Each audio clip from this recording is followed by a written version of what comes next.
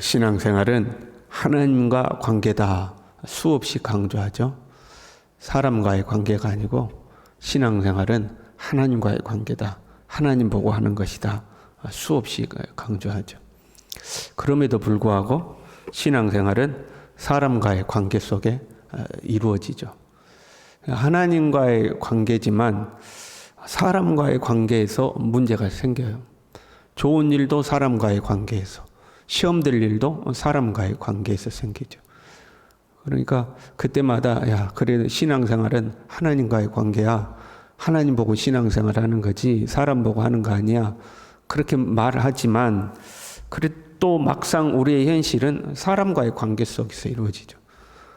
기쁘고 좋은 일도 사람과의 관계 속에서 이루어지고 시험 들고 마음 아픈 일도 사람과의 관계 속에서 이루어지죠. 우리는 하나님과도 잘해야 되지만 사람과도 잘해야 되는 거예요. 신앙생활은 하나님과의 관계이면서 동시에 사람과의 관계인 거죠.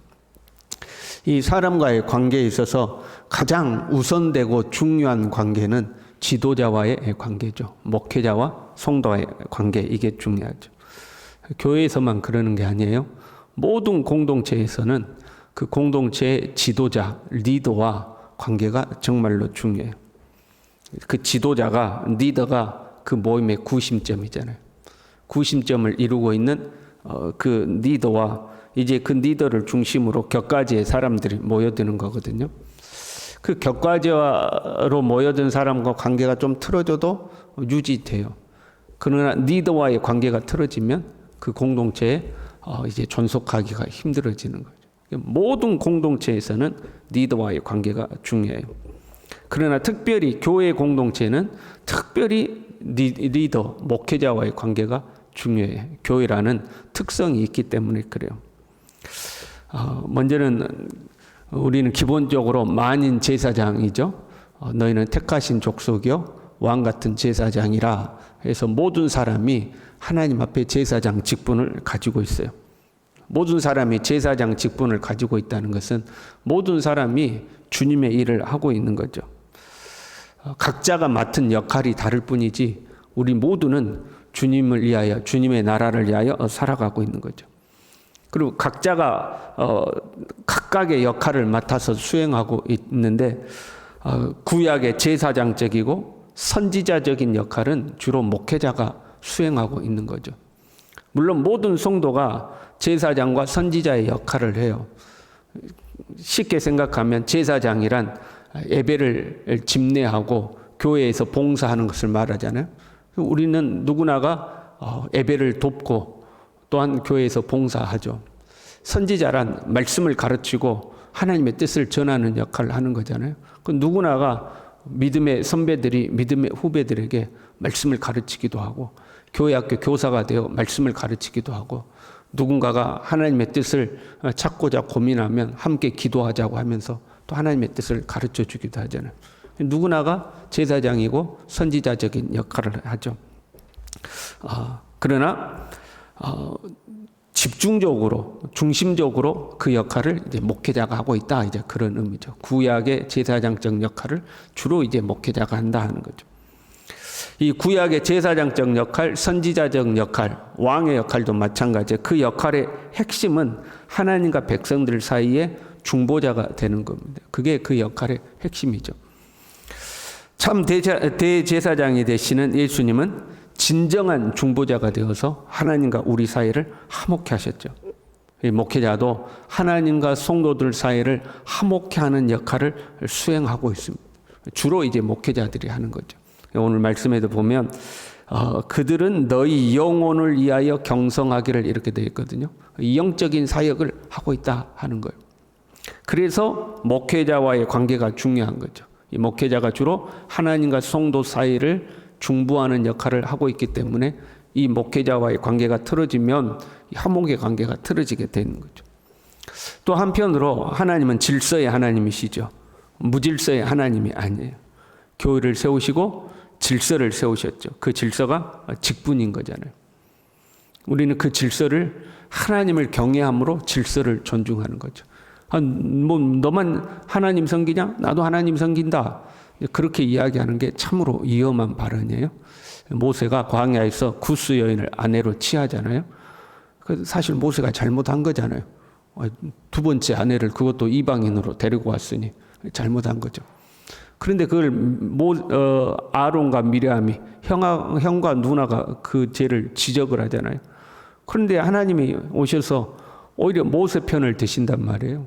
그 왜 그랬냐면 모세의 잘못을 지적한 것 자체를 문제 삼으신 것이 아니라 그것을 빌미로 모세의 권위에 도전하고 질서에 도전을 하는 거죠.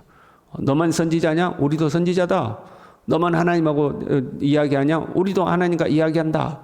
하고 그 질서에 도전을 하죠. 그래서 하나님이 그것에 이제 문제를 삼으십니다.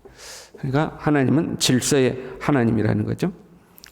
그 질서에 있어서 목회자가 중요한 위치를 차지하고 있는 거죠. 그래서 신앙생활을 하는 데 있어서 목회자와의 관계가 중요하다. 목회자와의 관계가 틀어지면 신앙생활이 참 힘들어지는 거죠. 17절에요. 너희를 인도하는 자들에게 복종하고 순종하라.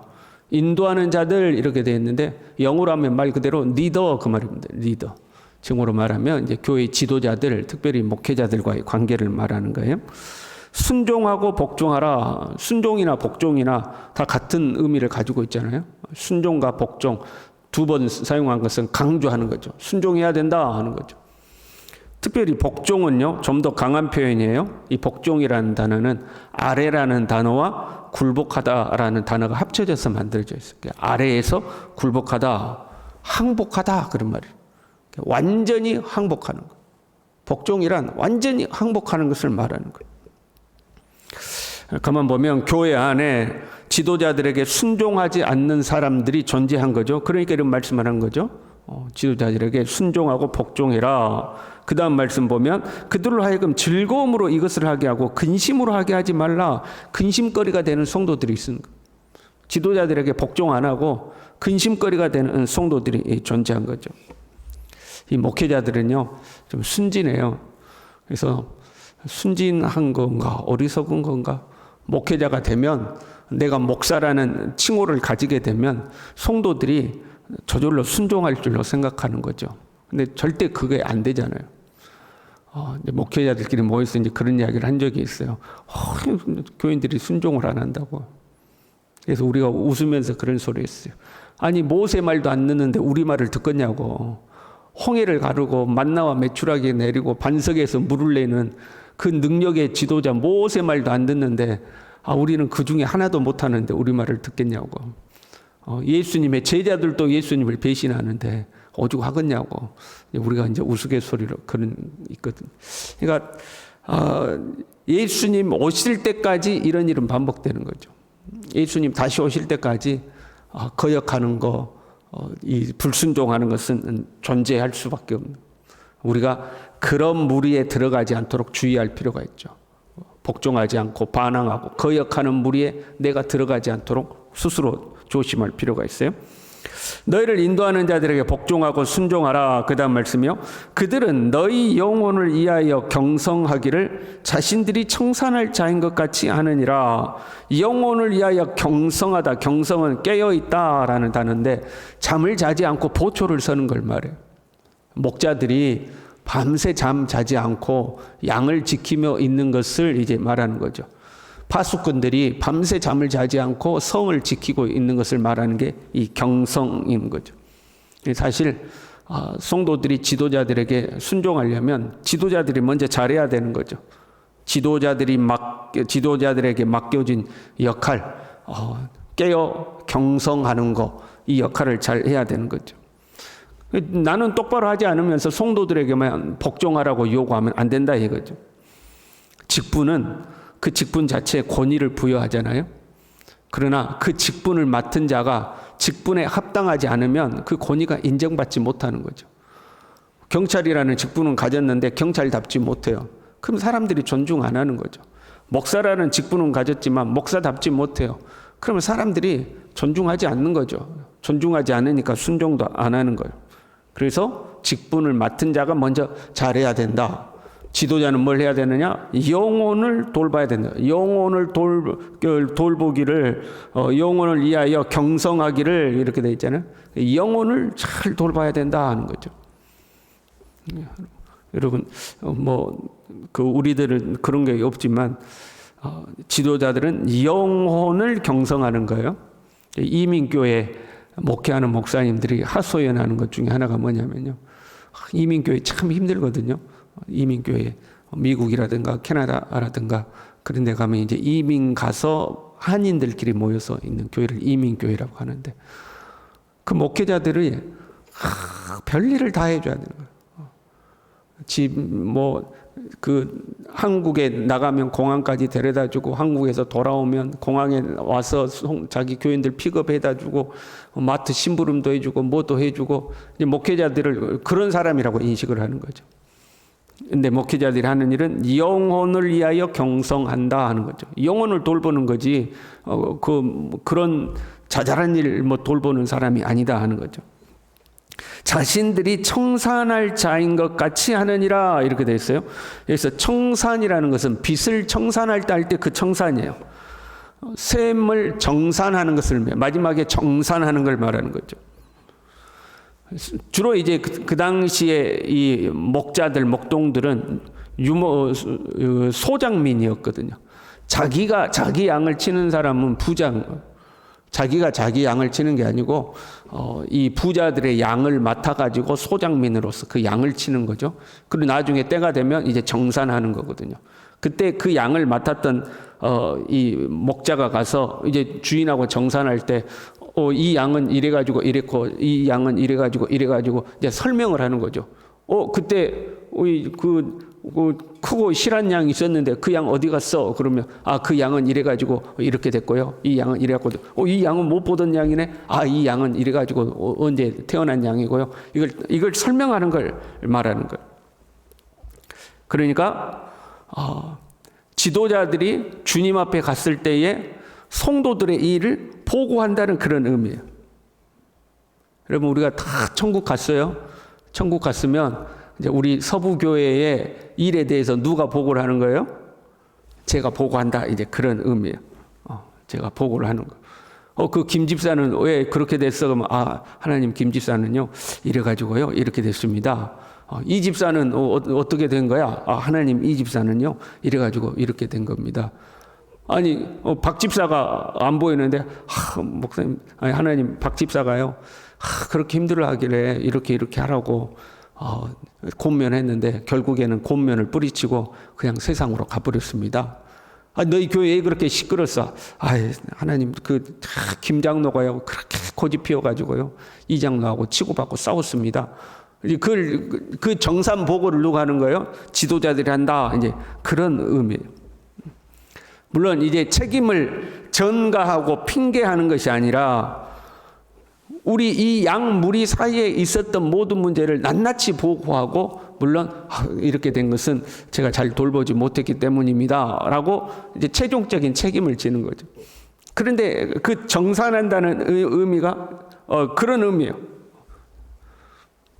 여러분, 제가 하나님 앞에 가서 보고할 때 여러분 좋은 보고할 수 있도록 해주시기 바랍니다. 하나님 앞에 보고할 때 김 권사님은 참 잘했다고. 김 권사님, 그때 보니까 김 권사가 좀 게으름 피우고 그러는 것 같을 때, 하나님 말도 마십시오. 그때 김 권사가 얼마나 힘들었는지 모릅니다. 그럼에도 불구하고 믿음으로 살려고 애를 써가지고 그렇게 한 겁니다 하고 이제 한다는 거죠. 그래서 자신들이 청산할 자인 것 같이 하느니라. 그래서 그 다음에 그들로 하여금 즐거움으로 이것을 하게 하고 근심으로 하게 하지 말라.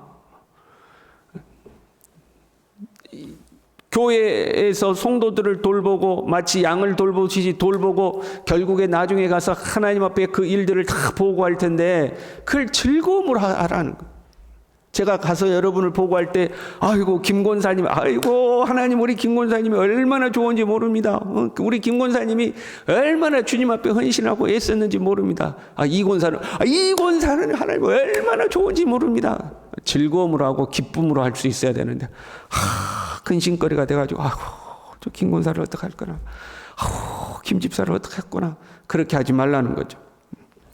그렇지 않으면 유익이 없느니라. 너희들에게 아무 유익이 없다는 거예요. 어느 조직이든요, 수장과 관계가 틀어지면 안 돼요. 우리의 자녀들에게도요, 그런 걸 이야기해야 돼요. 직장을 들어가든 어디를 가든 리더와 관계를 잘해야 된다. 그 관계가 틀어지면 안 된다. 우리 사이에 약간 이상한 분위기가 있어요. 그 리더와 부딪히고 거역하는 것을 정의로 하는 그런 게 있어가지고, 그런 게 왠지 좀 멋있어 보이는 그런 분위기 있잖아요. 어느 단체를 들어가든지 절대 리더의 권위를 존중하고 리더와 좋은 관계를 유지해야 된다고 우리가 알려줄 필요가 있어요. 특별히 신앙생활에 있어서는 목회자의 관계, 또 교회 지도자들과의 관계, 너를 지도하는 선생님과의 관계가 중요하다는 것을 가르칠 필요가 있죠. 그래야 너에게 유익이 있다 하는 거죠. 물론 피차 잘해야 돼요. 리더는 리더로서, 성도는 성도로서 피차 잘해야죠. 그래서 우리의 신앙생활이 근심거리가 되지 않고 즐거움이 되는, 다른 교회는 모르겠어요. 우리 교회만큼은 즐거움으로 신앙생활하는 그런 공동체가 될 수 있기를 바랍니다. 기도하겠습니다. 하나님 아버지, 우리가 서부교회라는 이름 아래 한 공동체로 주님이 우리를 모이게 하셨습니다. 우리가 함께 모여서 주님을 섬기고 주님의 나라를 위하여 헌신하여 살아가는 우리의 이 신앙생활이 즐거운 삶이 될 수 있도록, 기쁨의 삶이 될 수 있도록, 서로 피차에 상처를 주고받고 피차의 시험거리가 되고 피차의 근심거리가 되지 않도록 하나님, 우리 이 재단의 모든 공동체원들을 붙들어 주시고 주님을 즐거움으로 섬길 수 있도록 우리 모두를 축복하여 주시옵소서. 예수님의 이름으로 기도 올리옵나이다. 아멘.